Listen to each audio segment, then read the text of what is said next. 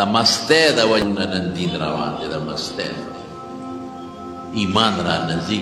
قسم په خدای په جومات کې ناست یم، په منبر یاریږم، زم الله دې زمونږ په دې کشر کل رحم وکړي، دا رانه باغیان نشي، دا کشر کل یکدم رانه ګډوډ نشي، دا د ایمان نه خلاص نشي،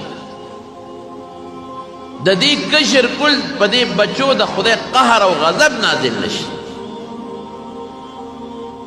تاسو په دې سوشل میډیا نن وینئ، په دې موبایلونو کې.